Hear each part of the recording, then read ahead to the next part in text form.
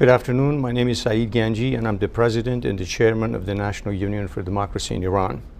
Nufdi is a nonpartisan, nonprofit organization of Iranian Americans based in Washington, D.C., dedicated to human rights, democracy, and the rule of law in Iran. Our main goal is to amplify the voice of the Iranian people who have been silenced for more than 4 decades. It is my honor and privilege to welcome Secretary Pompeo to our office in Washington for a candid discussion on Iran. This event wouldn't have been possible without tireless effort of Secretary Pompeo's team, as well as Nufdi's. A special gratitude and appreciation to Mr. Len Khodorovsky, former Special Advisor to State Department's Special Representative on Iran, for being a true friend and ally of Nufdi, who has also made this event possible. So without further ado, I'd like to ask Len to take the podium and continue the event. Thank you. Thank you, Dr. Ganji, and all of my friends here at Nufdi and the wider Iranian community. I know Nufdi is doing a great job on behalf of Iranian Americans and representing the democratic aspirations of the Iranian people.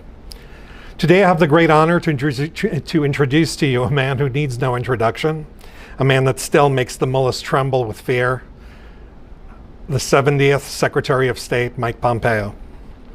From the day the Trump administration came to office, indeed from the first day that Mike Pompeo became the CIA director, and then the Secretary of State, I bet the mullahs sensed they were in a whole heap of trouble. There would be no more pallets of cash, no more photo ops in Geneva, and no more coddling of terrorists as if they were normal diplomats. What's more, the Iranian people, not the Iranian regime, now had friends at the White House and the State Department. Both President Trump and Secretary Pompeo made Iran policy a priority for the United States. Yes, it was about denying the world's top terrorist regime a nuclear weapon, but it was also about differentiating between the regime and the Iranian people. Maximum pressure on the regime and maximum friendship with the people. Throughout his tenure, Secretary Pompeo prioritized engagement with the Iranian people. He turbocharged the Farsi language outlets at the State Department. He regularly met with Iranian dissidents. He was the first Secretary of State to do a Q&A with the Iranian people inside Iran, which led to an executive order denying entry to family members of the regime officials. During the 2019 protests, Secretary Pompeo opened a digital channel to receive evidence of human rights atrocities from the Iranian regime. And this action led to sanctions on hanging judges and besieged thugs. Secretary Pompeo shined the spotlight on human rights as well. You may recall during a human rights event focused exclusively on Iran, Secretary Pompeo shared the story of Pouya Bakhtiari, a young man who loved Elvis and was murdered by the regime for demanding his basic human rights. Now, you know that his family wasn't even allowed to bury Pouya in peace, and his father, Minusher, is still in prison today. One day soon, Pouya's murderers will face justice. Speaking of justice, one word: Soleimani. Finally, and this might be my favorite, Secretary Pompeo restricted that Malikesh Zarif from roaming around New York City more than 6 blocks. If that were the only accomplishment by Secretary Pompeo, I'm sure the Iranian people will build him a statue in Tehran. Finally, ladies and gentlemen, I'm humbled and honored to present to you a great American patriot, a staunch friend of the Iranian people, and the 70th Secretary of State, Mr. Mike Pompeo. Take it away, Cameron. Len, thank you very much for your introduction. Dr. Ganji, thank you for your leadership. Mr. Secretary, welcome to the Nufdi office. It is really a pleasure, sir, to have you here. We very much appreciate It's great to be with you all. Your time. Looking forward to the conversation. Thank you, as are we. Let's hop right into current events, sir. So last week at the UN General Assembly, the Iran that was on display was not an Iran that I think most Iranians or Iranian Americans are proud of. This regime has had 42 years of terror aimed against the Iranian people, as you have often alluded to, and also against the United States and our allies. But that wasn't always the case, of course. Prior to this regime, Iranian women enjoyed vast social freedoms. They held high government office. Religious minorities like Jews and Christians practiced their faith freely. Iran had a GDP higher than that of South Korea, and from a security perspective, it was a keystone for regional stability instead of, as it is today, being a hotbed and the world's leading state sponsor of terrorism. And actually, Iran worked with the United States to keep Islamism, communism, terrorism, all at bay. Very different from what, unfortunately, we see today, where we have the regime seeking a nuclear bomb. So can I ask you, sir, whereas you made the decision, and in your administration, to leave the flawed nuclear deal, in what our opinion, the opinion of many is flawed, the Biden administration has chosen a policy that some people have termed maximum appeasement. So how would you assess the Biden administration's work thus far? And if, sir, they were to return to the JCPOA, would you envision a future GOP administration leaving it once again? Well, it's hard to know where we'll find ourselves, other than I am an optimist. I think the Iranian people one day will throw off the mullahs and find the right leadership for their country. As for U.S. policy, we inherited the policy that Barack Obama had put in place, President Obama had put in place. It was a policy that had enabled the regime to accrete power, accrete resources, capabilities. We certainly saw that on the nuclear front. They'd cobbled together this document. They'd signed onto it with the other P5 countries. It no more protected the world from an Iranian nuclear weapon than a man on the moon. It wasn't going to stop. It indeed provided a glide path for them to do this. It might have delayed it for a moment or a year or even 5, but certainly didn't put the brakes on not just a nuclear weapon, but a nuclear program, and that's an important distinction. The capacity of Iran to have even one weapon would allow them to use extortion around the region in ways that are absolutely frightening. We saw that, so we built out an entirely different construct. Our construct revolved around declaring the central understanding that Iran's leaders were the central destabilizing force, that we could find partners and friends in the region, Arab countries who were prepared to, alongside of us, help deliver Iranian isolation. And then ultimately we achieved the Abraham Accords, which were an outcome from a series of great leaders who also understood that they wanted good things for the people of Iran. They wanted this regime to be constrained. Now we're headed back. I think even this week we have Americans sitting at the table with Ibrahim Raisi. I don't get that. I must say I can't absorb the logic that would suggest that more money, more resources, more accommodation to this regime makes life better for anyone in the region. Certainly not for the Iranian people. And yet it's now a bit of an article of faith, more than a matter of strategic import. So far the Iranians haven't bitten. I fear that's because they think more concessions can yet be rung. But make no mistake about it, there are requirements, U.S. legal requirements connected to the sanctions regime, many of which have nothing to do with their nuclear program. So the administration says they're going to get longer, stronger. I hope that Congress and the American people will hold them accountable for longer and stronger if they decide to go back into that deal. Do you think that there are ways before a new administration may come in and reverse this policy through, for example, the Congress to hold the administration to some account? I know you worked with, for example, the Republican Study Committee on the Maximum Pressure Act. Do you think that Congress in the next few years, while President Biden is still in office, can play a role in holding them accountable for their policy? Not only can they must, for it's a matter of American security. While the president has an enormous amount of capacity in the space of foreign policy and national security, Congress has a role there as well. We have friends and allies who desperately want to trade with the Iranians too. Some of the Europeans are just anxious to get back in there in the same way they were as part of the first deal. Congress has a role of preventing those kinds of things from happening. And I saw this in our time. Iranian sanctions were often bipartisan. There was a broader understanding. It wasn't just Republicans and Democrats. There was a broader understanding of what the Iranian leadership will do when it has money. It won't make life better for the Iranian people. It's not going to work inside multilateral institutions for a good thing. There are no moderate Iranian leaders.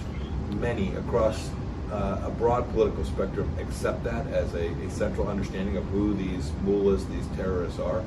So Congress has a responsibility to hold our executive accountable against the policy set that they claim they want.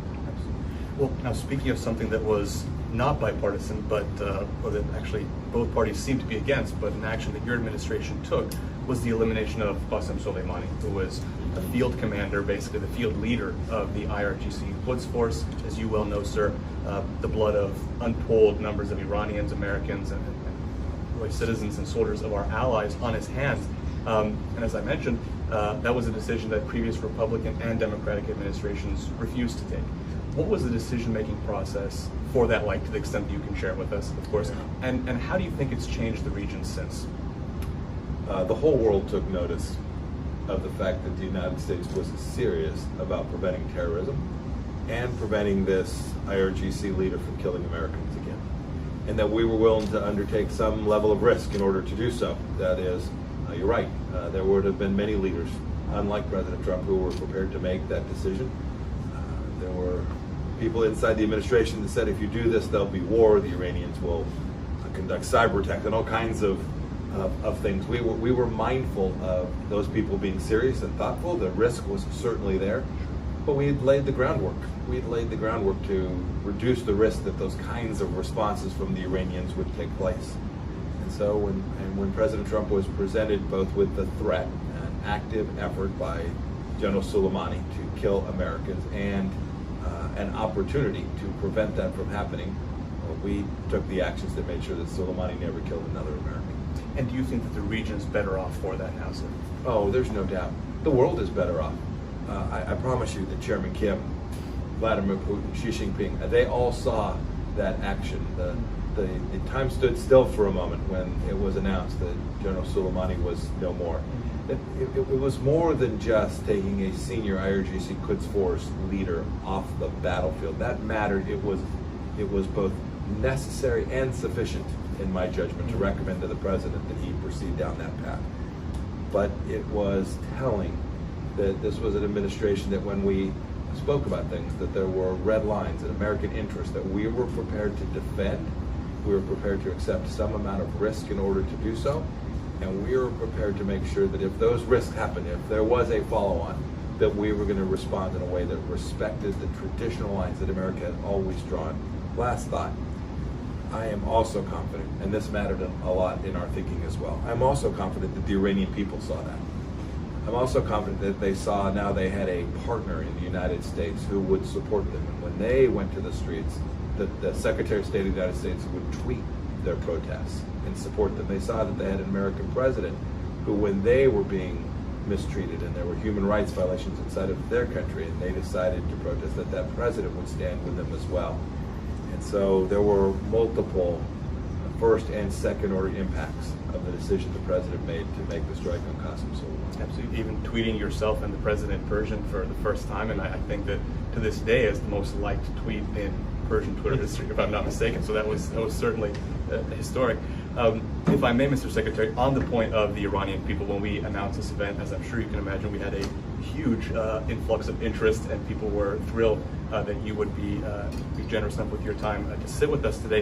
And we got dozens, if not hundreds, of questions. Some from Iranian Americans, some from inside Iran. In fact, people from inside Iran sent videos of their questions out of respect for their security. I'm just going to read one, which I think encapsulates many of the questions, with your permission. And this is from Maziar, who is in Mashhad. I know you actually spoke with lots of people from Mashhad in your time as a wonderful place as secretary. Yes. So you'll forgive me for reading. Mr. Secretary, as Secretary of State, you were extremely popular in Iran. Thank you for hearing our voices.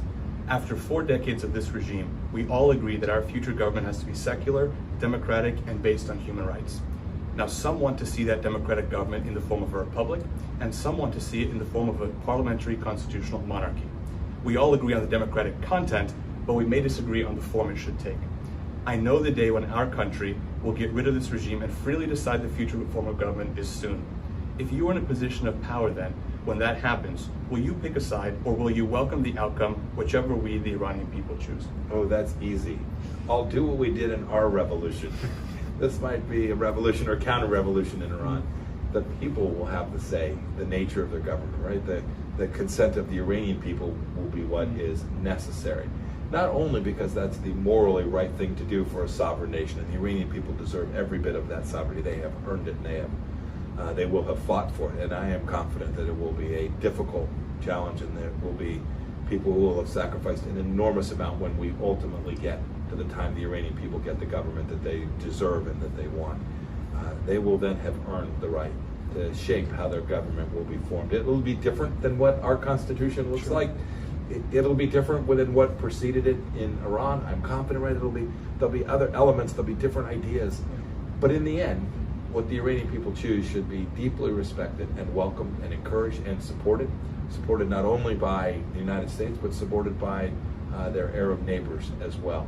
And I pray, and people chuckle just a bit, I pray one day that the Iranian leadership is in a position where they can sign the Abraham Accords, right, where they can join nations that say, we just want to be peaceful and prosperous and raise our families in the way that we want to. And we have a government that is responsive to our needs and our desires and the things that we love and cherish.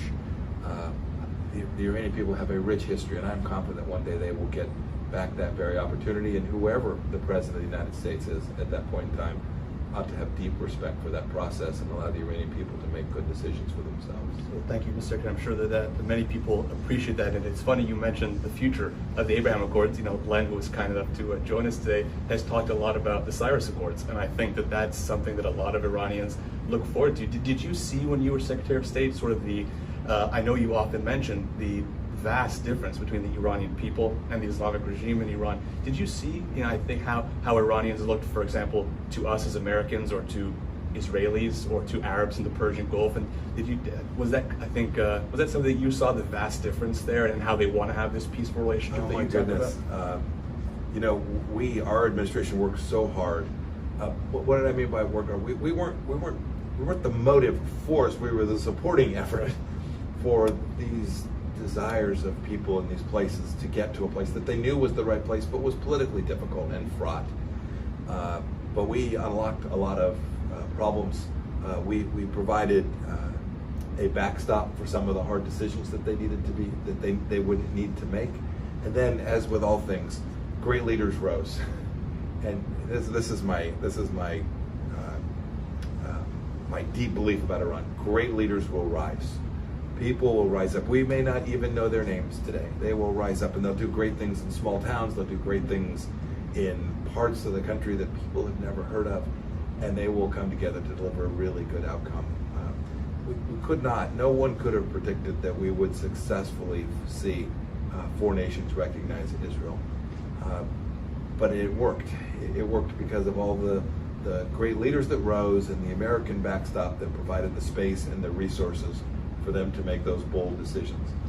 The last thought there is, one should never talk about the Abraham Accords or anybody joining them without acknowledging that we want the Palestinian people to be fruitful and successful as well. We wish the very best for those human beings as well. Sadly, their current leadership is corrupt, and we gave them our best offer. They rejected it, as they had so many before.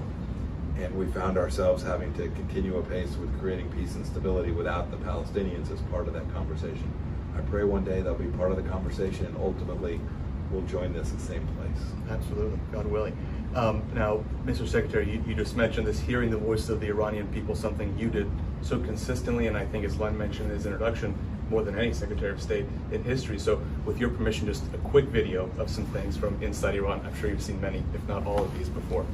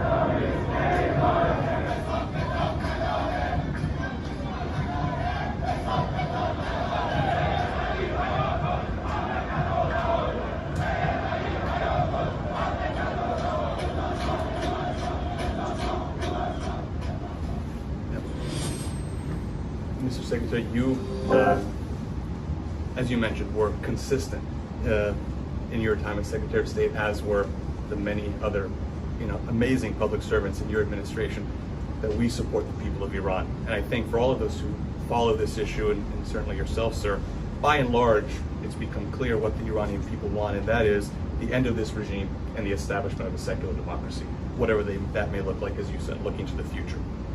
Do you think in a future administration, Mr. Secretary, that you may be a part of in some capacity, would take the step to go perhaps beyond maximum pressure on the regime and support something that we here at Nufti at least call maximum support of the Iranian people? I know, for example, at the end of your administration, folks were working on the issue of providing internet access or supporting laborers with something like a strike fund. Do you think that that's something that's conceivable for the future?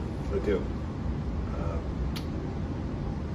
Putting pressure on the regime is central, it's important, it is necessary, but in the end, much as the United States did to allow the Berlin Wall to ultimately fall, we were supportive. We helped it, whether it was in Gdansk or wherever it may have been. We helped. It wasn't America leading the revolt. It wasn't America conducting this change in leadership. It was America responding to the calls of the people in those places who wanted nothing more than just the opportunity to live their lives in freedom and practice their faith in the way they wanted to raise their families the way that they wanted to. We did that. We provided support. We tried to do that in the Trump administration some as well. We always have to make sure we do it in a way that's lawful and consistent with American law. But there are real opportunities to do that. And we have to be consistent about it. We need to be clear about the things we can do and the things that the Iranian people are going to have to do themselves. And once that division of labor is set, it is perfectly appropriate for the United States to support humanitarian efforts and those who are desirous of freedom across the world. I think you hit the nail on the head, Mr. Secretary. And I think Iranians inside the country, based on the folks we talked to, by and large accept that. They said it's going to be something like a team effort. We're on the field and we have our allies who are cheering us on, helping us in the United States. And it's funny you mentioned, of course, the Soviet Union and the great dissidents of that time who were in the Soviet prisons. We have the pleasure of having Len again with us here today, who knows much more about that. When they heard President Reagan say, "This is an evil empire and it will fall," that gave them Natan Sharansky. That when they write about this, talk about it now, they talk of how much hope it gave them. And I think that you, sir, for example, Puya Bakhtiari, when he was murdered, and you spoke so eloquently and really touchingly about him. His father came in and talked about that, and I think set the record straight for so many of those here who say, no, we can't talk about human rights, we can't talk about issues of human dignity because that will empower the regime. We saw it empowered the Iranian people. We know history teaches us that that's always the case. It's always the case that valuing individual lives and not the state, and venerating human dignity and not totalitarian regimes, those are the things that everywhere in the world enable people to find the capacity to set a course to make lives better for themselves. And this fight will be ultimately led by the Iranian people. It is proper that that's the case. But all of us who have a central understanding of the founding documents in our country and who respect them and admire them need to make sure that we honor that each place that we travel around the world as well, and where we can have an impact, we ought to do our best to do so. Absolutely. I want to bring it, with your permission, Mr. Secretary, a little bit closer to home. Now, you and your colleagues, like Brian Hook, made a point to engage directly the Iranian American community, the Iranian diaspora here in the United States, in historic events like the Reagan Library in Southern California, but also in Texas, here in Washington. I know that you met a really wide variety, I'm sure, of people. Knowing the Iranian community as I do, you met a wide variety of people, and I'm sure some interesting characters from all backgrounds in our diverse community. And that was unique and historic for a Secretary of State. Why was that important for you to do? What was that experience like? And what, if anything, did you learn from those meetings? It was really great. I had to fight my own State Department to do it with some frequency, but that's okay too. I felt like it was really important. Two things three perhaps. One personal, two deeply in line with my duties as Secretary of State. The first two are, it helped me get an understanding of what was truly transpiring inside of Iran. I was happy to read the intelligence, happy to read the things that were in the open press, but people who had family and friends and deep connectivity and understood the history, by the way, and all of the characters that you described, right, from different communities and people with different faiths, to listen to them and hear what they were seeing and hearing from the people that were on the ground there was absolutely invaluable. And I did it at a scale that I thought was more than anecdotal. It gave me data upon which to help formulate recommendations to the president about our foreign policy. The second thing was, I knew that the people of Iran would see this as well. Some of these folks would write back to their friends or their family members and say, I met with the Secretary of State of the United States of America, and this administration cares about your plight and knows that you are oppressed under a tyrannical regime. And I hope that gave them heart and courage. So those are the two official things.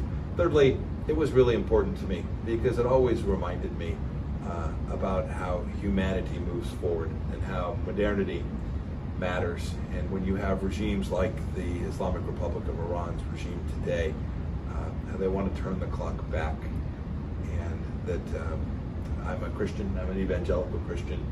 My understanding of my responsibility in the world suggests that I had a duty to try and help those human beings as well. And so I got a chance to hear about some of that in a way that reminded me of why it was I was engaged in the very efforts that I was engaged in. Absolutely. Well, thank you, sir. And we're going to wrap up very shortly because I know you have a very busy schedule, no longer in office, but nonetheless still very busy. Two finally quick questions, sir, with your permission. As we discussed already, prior to the Islamic Revolution, relationships between our country and Iran looked very different. President Carter sort of brought that to an end with some actions that he took. President Reagan at that time referred to the previous, the Shah, for example, as a stalwart ally, and called what President Carter did a blot on our record. You've been very optimistic today, and I very much appreciate that, and I think Iranians will too. Do you see a time again, sir, when Iran and America might have such productive and peaceful relations with one another? I do, and I don't think it's that far off. This isn't 200 years from now. As I observe what's taking place in Iran today, the regime is at a very weak point. Frankly, it's why I regret the administration's actions our current administration's actions at this moment in time, where Iran was more isolated, had fewer resources, less money. They were down to as little as $4 billion in foreign exchange reserves. They were under enormous pressure. I think that's why you see Raisi in some part, right? They have to put in a bloodthirsty, horrible human being to demonstrate their power in the waning days of the current Ayatollah. So I don't know how long. I don't do predictions and timelines. We won't ask. I have proven incapable of this, but I can predict that the direction of travel, the one-way ratchet, will be towards an ever-evolving understanding that the Iranian people deserve to have the government that they consent to, and not the one that they have today. Absolutely. And my final question, sir, and I'm very thankful for your generosity of time.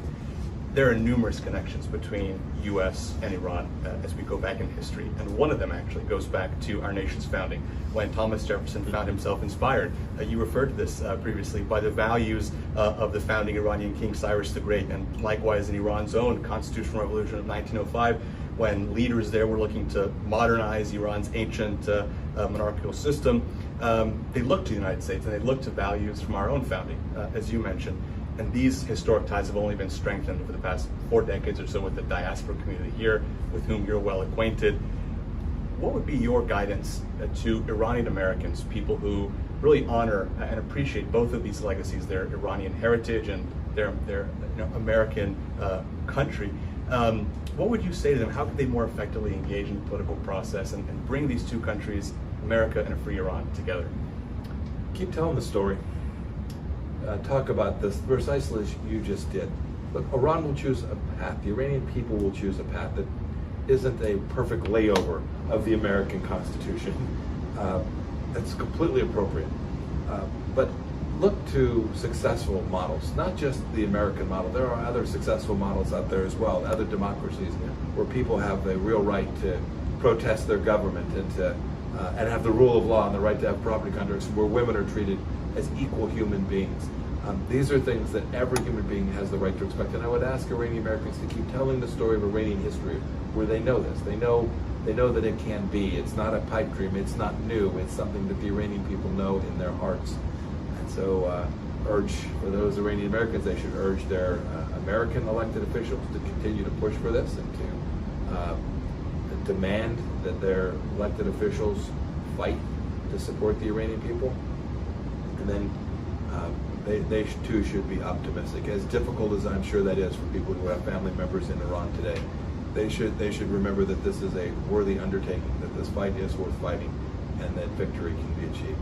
Well, Mr. Secretary, I want to again thank you on behalf of myself, on behalf of Nufti, and many members of our community who really appreciated all that you did during your time as Secretary of State. They very much appreciate your comments today, and I hope to have the pleasure of hosting you again, sir. Thank you so much. Thank you very much. Thank you. Okay. Good. Thank you very much, Mr. Secretary.